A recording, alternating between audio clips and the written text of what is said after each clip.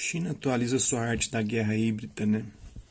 Em 1999, Qiao Liang, então coronel sênior da Força Aérea do Exército de Libertação Popular, juntamente com Wang Shangshui, um outro oficial da mesma patente, causaram um tremendo furor com a publicação de Guerra Irrestrita, o plano mestre da China para a destruição da América, né? Em 99, Yang Liang, então coronel sênior da Força Aérea do Exército de Libertação Popular, juntamente com Wang Yangshui, um outro oficial da mesma patente, causaram tremendo furor com a publicação, né, dessa obra. Guerra Restrita era essencialmente o manual do ELP para a guerra assimétrica, uma atualização da arte da guerra do Sun Tzu. Na época da publicação original de Guerra Restrita, a China estava longe de alcançar o poder geopolítico e geoeconômico que tem hoje. E o livro foi concebido como a formulação de uma abordagem defensiva, totalmente diferente do sensacionalista Destruir a América, acrescentado ao título quando o livro foi publicado nos Estados Unidos em 2004. Recentemente o livro foi reeditado e Qiang Lao, o general aposentado e diretor do Conselho de Pesquisa sobre Segurança Nacional, voltou à cena em uma entrevista bastante reveladora, originalmente publicada na edição atual da revista Zijing Baohunia de Hong Kong.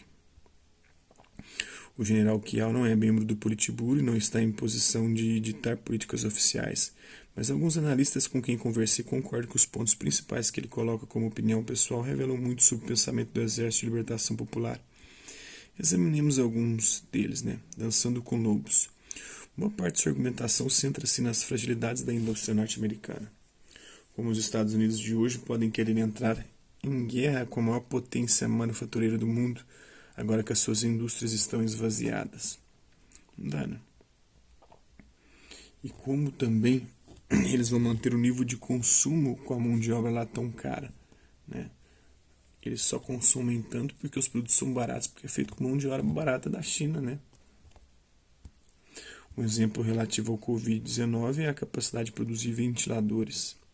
Das mais de 1.400 peças necessárias para fabricar um ventilador, mais de 1.100 têm de ser produzidas na China, incluindo a montagem final. Esse é o problema dos Estados Unidos de hoje. Eles têm tecnologia, estado da arte, mas não os métodos e a capacidade de produção. Eles, portanto, são dependentes da produção chinesa. O general Qiao descarta a possibilidade de o Vietnã, as Filipinas, Bangladesh, Índia e outros países asiáticos virem a substituir a mão de obra barata chinesa. Quais desses países têm mais trabalhadores especializados que a China? Com a quantidade de recursos humanos de nível médio e alto criada na China nos últimos 30 anos. É a melhor educação do mundo hoje. Com outro país vem educando mais de 100 milhões de estudantes de nível médio universitário. Puta que pariu. A energia de todas essas pessoas ainda está longe de ser liberada a serviço do desenvolvimento econômico da China. Ele reconhece que o poderio militar dos Estados Unidos, mesmo em tempos de epidemia e de dificuldades econômicas, é capaz de interferir direto ou indiretamente na questão do Estreito de Taiwan e de encontrar desculpas para impor bloqueios e sanções à China e excluí-la do Ocidente.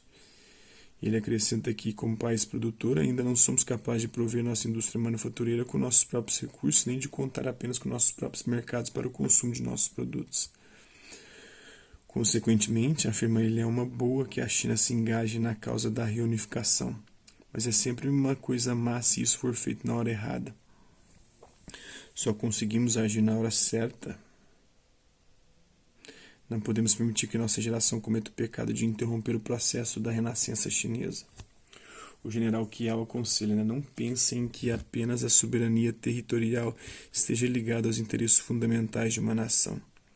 Outros tipos de soberania econômica, financeira, de defesa alimentar, de recursos biológico e cultural estão vinculados aos interesses e à sobrevivência das nações, sendo componentes da soberania nacional.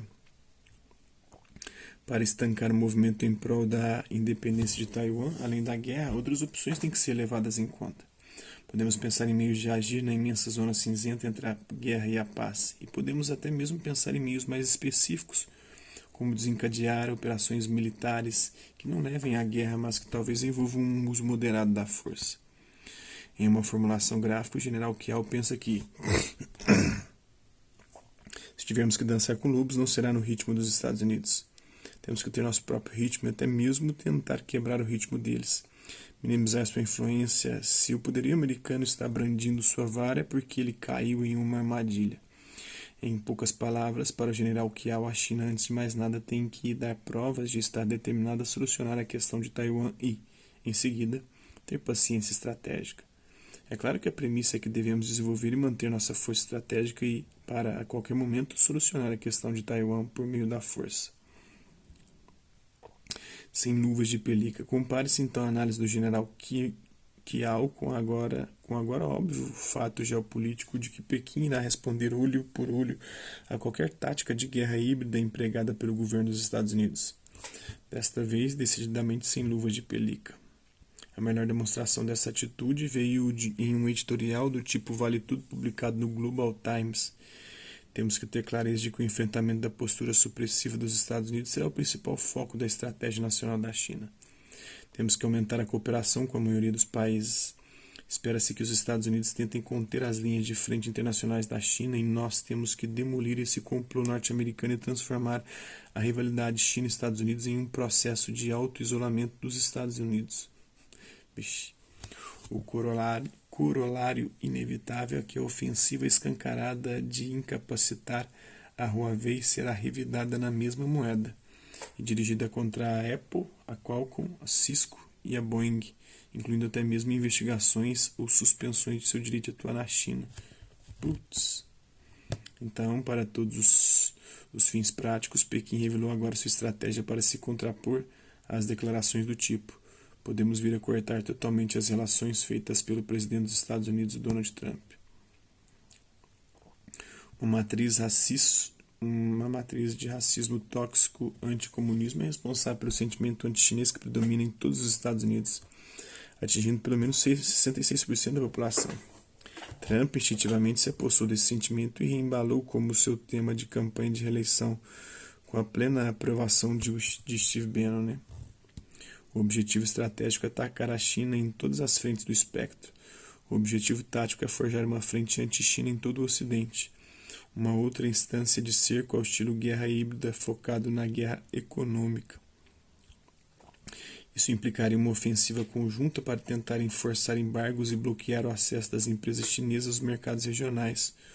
O lawfare será a norma. Até mesmo o congelamento dos ativos chineses nos Estados Unidos deixou de ser uma proposta improvável. A guerra está tensa. Todas as ramificações possíveis das rotas da seda, na frente energética portuária, da rota da seda da saúde, das interconexões digitais serão estrategicamente atacadas. Aqueles que acalentavam o sonho de que o Covid-19 seria o pretexto ideal para uma nova Yalta, unindo Trump, Xi e Putin, podem descansar em paz. A contenção funcionará em intensidade máxima.